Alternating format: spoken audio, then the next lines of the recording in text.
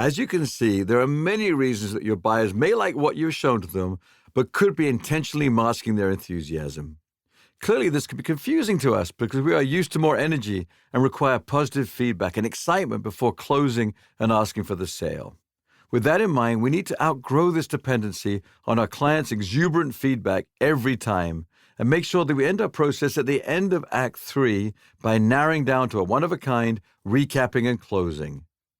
Not doing this would be like a pilot who's coming in for a landing at an airport and gets on the PA and announces, "Hi, this is your pilot, Jim Anderson. A lot of you were complaining earlier about the ride being bumpy.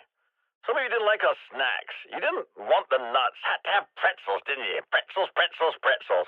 And just don't seem very positive. So you know what? I'm just not feeling it today. I'm not going to land. I'm going to circle the runway a few more times and you know what? Probably just head back home." Say what? Now, clearly I'm being silly because the pilot is paid to take all the passengers on a journey and then land the plane safely at the desired destination. Think, what would happen if you ended your sales process without a proper landing? Your clients have come into your retail space and haven't said they wanted to leave, so we owe it to them to take them through a sincere closing sequence, culminating in meaningfully laying out the path forward and asking for the sale. Basically, take them on a complete journey and landing the plane every time. As I mentioned, for many years I worked on a sales floor with a rotation, which meant that I would get to work with every 10th client who walked through the door. Needless to say, when I had a client, I was very grateful and wanted to try my hardest to turn every prospect into a sale. One summer, I had clients walk in who were the first clients I'd seen in over a week. They were a very sweet elderly couple who were both retired scientists, and I learned within seconds that they were chronically shy. When I asked them questions, they would barely answer. They would just look at each other and mumble inaudibly. I noticed that when the husband was agreeing, he would nod slightly up and down and twitch with his left eye. When he disagreed, he would nod slightly from side to side and twitch with his right eye. I couldn't afford to give up, and based upon his body language, I switched all of my questions to alternate choices. So I went to my community diagram, and using this method helped narrow down time frame, value range, neighborhoods, and home style, all based upon this positive twitching and nodding. Within about 10 minutes, I walked them across the road to the models which fit within their criteria.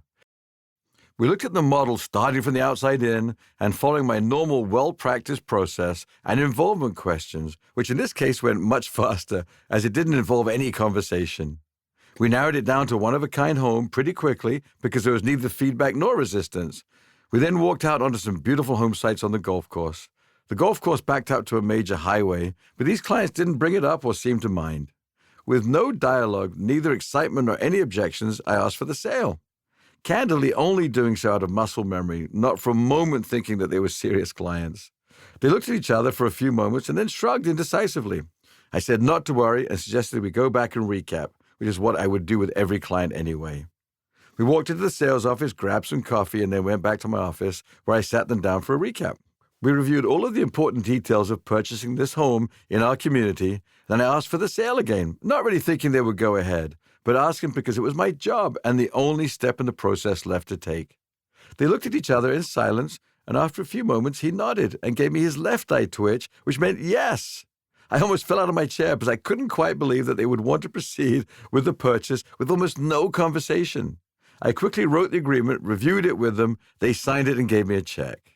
I congratulated them and went through my closing ceremony, which is to have them stick a pin with a red flag on a community diorama and take their photo. In Florida, when you sell a condominium, there's a 15-day right of rescission. So in my salesperson's negative Nelly mind, I imagined they were just signing it to get away from me and would cancel the next day.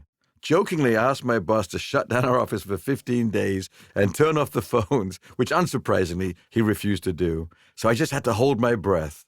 This couple came back a few times, and every time I saw them with their papers under their arms, I would think, here we go. This is the big moment when they back out and want a refund. But instead, they were happy and were just visiting their brand new home on the golf course that they now truly loved. Even better, they brought in their friends who were also similarly quiet and shy, and they bought homes on either side of them. After this experience, I had time to reflect and was able to reinforce the valuable lesson not to ever judge clients or give up too easily and just stick to the process that works, especially the ending. At that time where I was working, there were at least 10 other communities which had similar homes and lifestyles this couple could have looked at within a 5-mile radius.